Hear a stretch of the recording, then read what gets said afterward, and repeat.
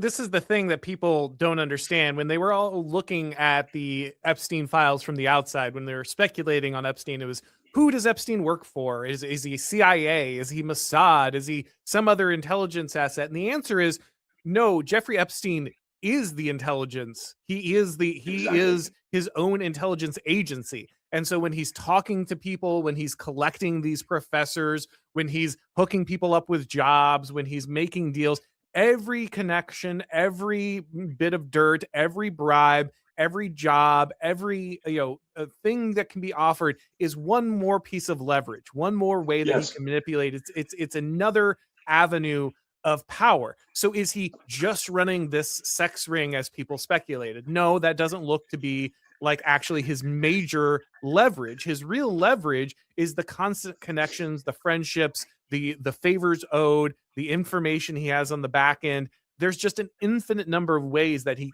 like you said, he can monetize and manipulate and use that to create these situations, make introductions, allow for opportunities. And this one is what makes him ultimately so valuable.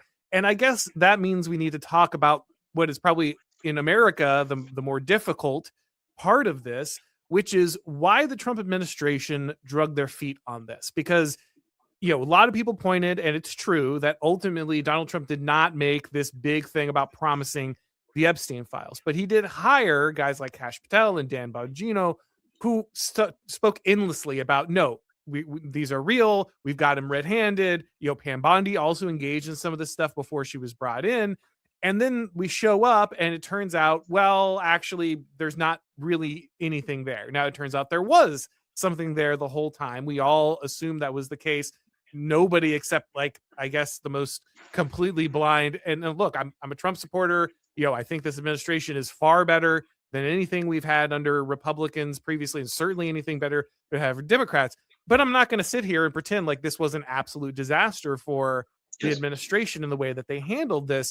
Now, I understand that a lot of the information we're discussing here is uncomfortable, right? That makes perfect sense. I understand why they would be hesitant about rolling it out. It hurts certain people that maybe they need favors from, that kind of thing, or that they're connected to. But ultimately, this information was going to come out, right? Like it was obviously eventually going to come out. So I guess the question is, why wound your own reputation as this maverick coming from outside, ripping the mask off the corrupt institutions? Why not just make this information available and put yourself in the position of the truth teller? Say, look, we know there's some embarrassing things here. We know there's some uncomfortable things here, but we promised to be the administration that was going to get rid of the swamp, drain the swamp, get rid of the lies and the corrupt elites. And so even though this is going to hurt us a little bit, even though this is going to be embarrassing for some people we like, I think they would have gotten infinitely more mileage out of being the truth teller, and it would have protected the base. It would have stolen they could never do everything that. the Democrats would have had, right? I just don't understand why they didn't take that move. Because you see Epstein linking Peter Thiel with Ariana de Rothschild, or Ariane de Rothschild. And you see Larry Ellison appearing in these emails. I haven't looked for the Adelsons yet, but I wouldn't be surprised if there was some connection. And you have the situation where Thiel is the main backer of J.D. Vance, or has been in the past. And Ellison literally vetted Marco Rubio to see whether or not he was going to fund him, and then gave him $5 million. And with the Adelsons, they don't want anything that embarrasses Ehud Barak and exposes the Israel connection, because throughout these emails, whenever Epstein is acting altruistically, he's acting in the interests of Israel. That's the only time that he shows anybody any goodwill. For everybody else, Badona is described as cattle because of her interest in Judaism and Kabbalah. The rest of us are described as goyim, which is pretty derogatory. And when you look at that, you see that Jewish identity is the central part of Epstein's identity. And you see his connections to all of these big donors and his connections to Israel. And that becomes a major, as the administration correctly said, national security question.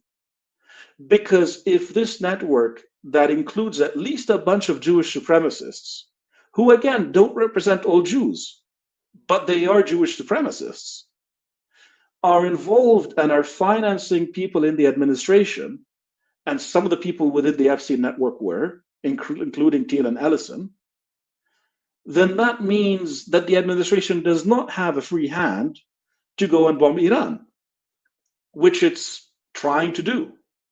Now I'm hearing that the negotiations broke down between the US and Iran, and the next negotiation round is not going to happen, meaning that there is a pretty good chance of war. Meaning that the administration that ran on the promise, no new wars, no stupid wars in the Middle East, is about to get sucked into a conflict with the Iranians, who don't actually have any conflicting interests with the Americans. Iran is a bulwark that stands between Pakistan and Turkey and keeps the Sunnis sort of separated. So it is of benefit to the US not to have the Sunni Muslims unite. But because of Israel, the US might be bombing Iran. And that's the only reason. And so if you expose the fact that the only time Epstein acts altruistically is for Israel, and that he is a Jewish supremacist, and that he has people writing to him about how everybody else's souls are of a level than Jewish souls, which is a key tenet of Chabad, and Trump keeps appointing people from Chabad into his administration, including the new anti-Semitism czar, who's promising to police everybody's speech, you end up with a major disaster.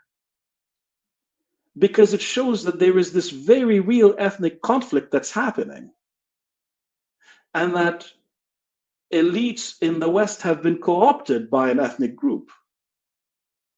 Epstein keeps on saying that he doesn't do any real world economy stuff. He doesn't invest in the real economy. He says, as a Jew, I make my money from money and from trading and speculation and things of that nature. He keeps on saying that.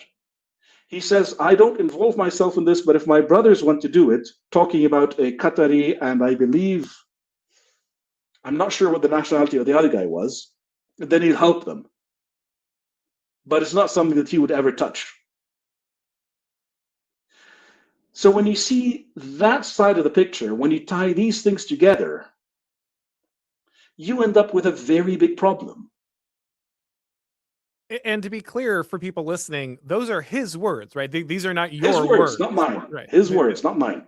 You're not impugning these, you're not looking at these motives and attributing them. These are his statements. Hey guys, if you've been watching this show for a while, then you know that around here we encourage something that conservatives usually don't do. Winning. If you like what I'm doing here and you want to keep it going, then head over to Blaze TV. They have the behind-the-scenes content, exclusives, and documentaries that you're just not going to see anywhere else. So go to blazetv.com/Auron and subscribe today. The promo code is AURON, and you'll save $20 right now off the annual plan.